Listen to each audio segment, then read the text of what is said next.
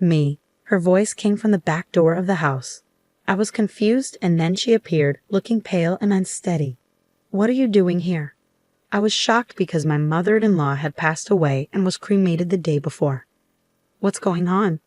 She slowly signaled me, and I felt a cold sweat on my back. I was so scared my mouth went dry.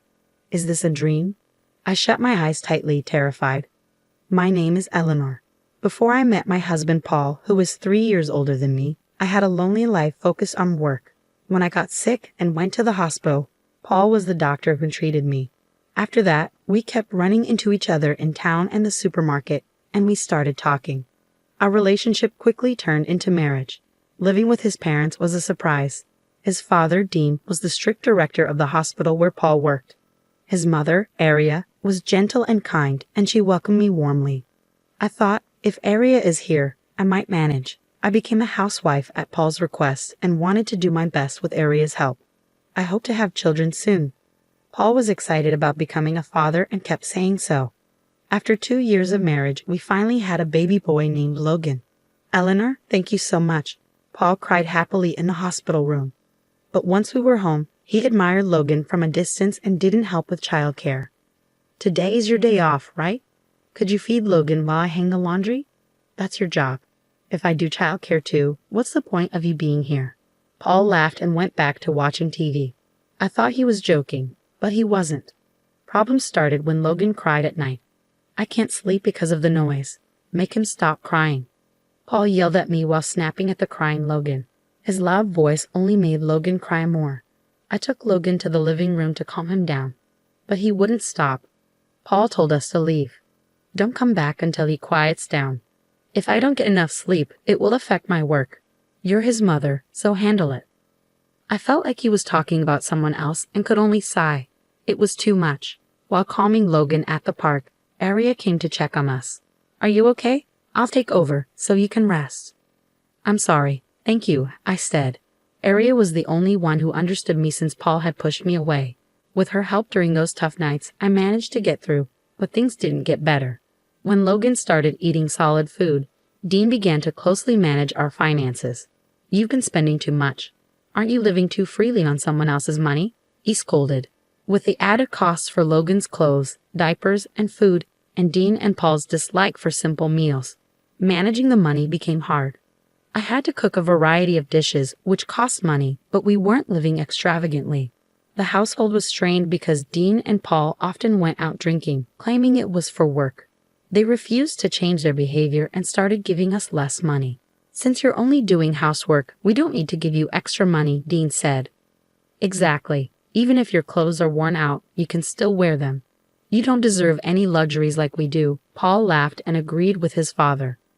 For them, drinking out was more important than supporting the family, and we were already struggling with very little money. If you cut back any more, I'll have to reduce Logan's meals, I said. Then stop eating yourself. Are you putting your own hunger before your child's? Dean replied coldly, leaving me speechless. Aria gently put her hand on my shoulder and spoke up. That's unfair. Eleanor works hard for the family, and it's natural since she stays at home. Is it really fair to expect her to be treated the same as us even though she doesn't earn money? Aria's words were met with a nod and a smirk from Paul. The kind expression Paul used to have was gone. Proud of being doctors, they looked down on housewives like me. Then I'll work, Aria said firmly. Eleanor is busy taking care of the baby, but I can work. Dean looked surprised by Aria's sudden decision. Times have changed. It's time to stop seeing women as servants. We have value too. You're quite bold. If you're so determined, I'll find you a good job, Dean said. He smiled at Paul and left the room. Once they were gone, I ran to Aria. I'm sorry. I should have stood up for myself sooner. It's okay. I've had enough too. I don't want to see you and Logan suffer anymore. Aria was truly amazing, and I promised myself I would become as strong as she was. Early the next morning, Paul woke me up and took me to Aria's room. What's going on? I asked. Something happened to Mom. Aria won't wake up, Paul said, looking confused and worried. I went to Aria's side, but Paul stopped me firmly. Dad and I will try to save her, so stay out of the way. Go take care of Logan. Even though his words were harsh, it was best to let the doctors handle it. I waited outside the room with Logan, feeling worried. After a while, Dean came out and told me Aria had passed away. Why did this happen so suddenly? I asked, noticing a bag of medicine by her bedside that she didn't usually take. It doesn't mix well with her usual medication. I always warned her to be careful. Dean's response left me stunned. Everything felt like a blur after that. Dean arranged for Aria to be cremated without a funeral, and even when I protested, Paul stopped me. Stop being selfish. Mom was old. Accidents like this aren't unusual, he said. Even so, not giving your mother a proper farewell, is that really okay with you? You misunderstand. You're also responsible for what happened to Mom. I was shocked by his harsh words. Why would you say that? You made her handle all the housework and childcare. That must have added to her stress.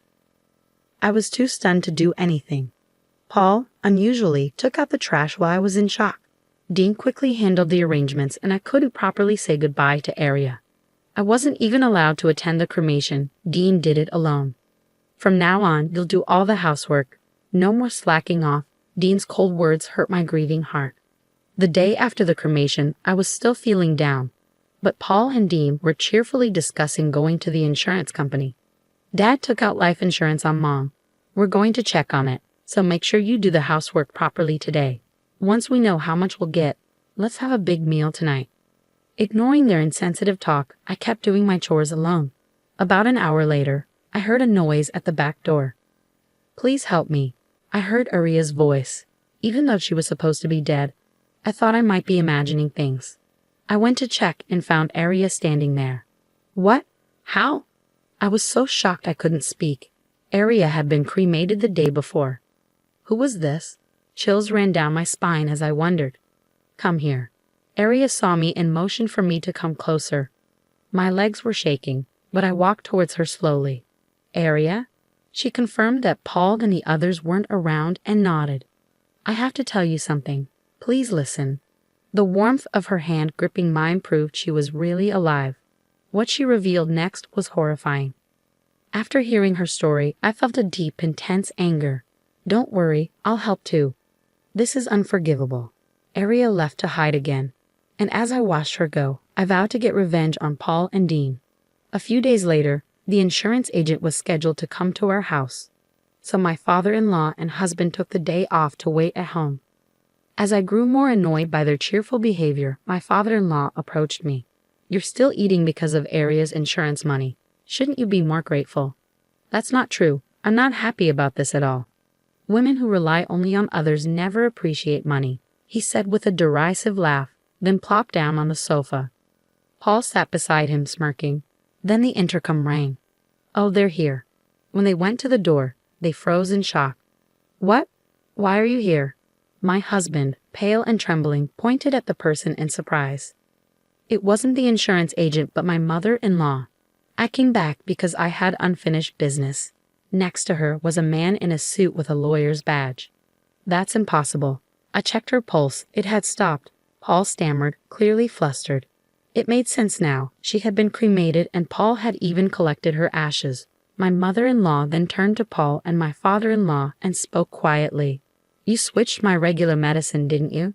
I noticed something was wrong right away. She began to tell the real story behind what happened. It was my father-in-law who had swapped her usual medicine with something else before she went to bed. I haven't forgotten how you laughed while I was suffering, she said. Stammering, my father-in-law tried to deny it. I don't know anything about that. It's all lies. As my mother-in-law pressed him, he backed away, overwhelmed.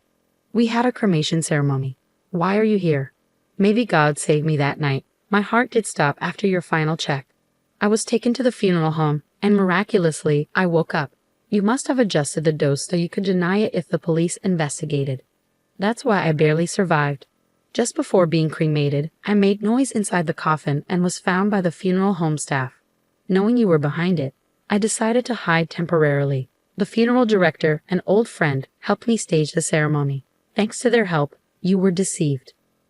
She showed them some documents. While hiding, I found out about a $100,000 life insurance policy taken out just months ago. I didn't know about it before. It was your policy with you as the beneficiary.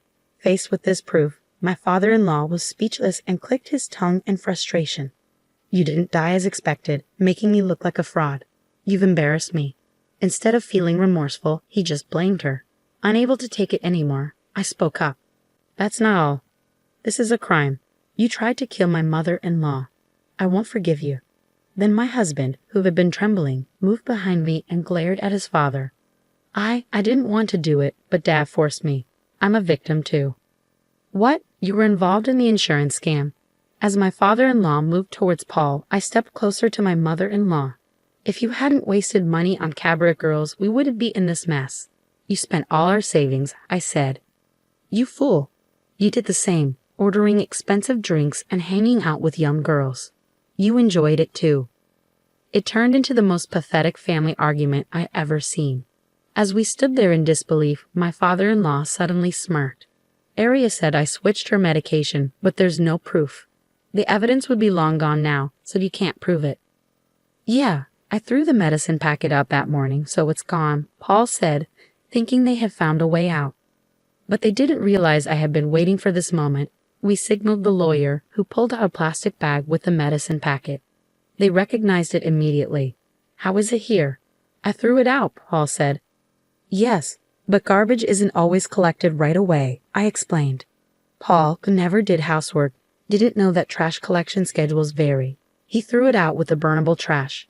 But that day was for recyclable trash, so our bag was left behind. I retrieved the packet the day after the cremation and gave it to the lawyer. Fingerprints from both of you were found on it, proving the switch. Hearing this, my father-in-law collapsed in shock. Paul, tearful, clung to my feet. Listen, Dad's target was you, not Mom. And you're younger and do housework, right? I protected you because of the kids and all. Maybe he said this hoping for forgiveness, but I was furious. So you tried to kill your own mother and expect me to be grateful. I'm your savior. Without saying more, I called the police. Please don't. I needed the money because I was tricked by a woman. Dad did it too. We had to do this to protect the family. How could I sympathize with someone who tried to kill Aria over something so trivial? I despise you. The police arrived shortly after, and the two were taken away. As the tension eased, we broke down in tears. Later, they were found guilty and sentenced to a long time in prison. Besides the insurance fraud, they had falsified medical reports for money, all to impress cabaret girls. It was pathetic. My mother-in-law and I claimed $30,000 each in damages, which they reluctantly paid. We used the money to move to a new place and start fresh with our son, Logan. We're focusing all our love on raising him to value family over money. How is this story? Don't forget to subscribe to the channel.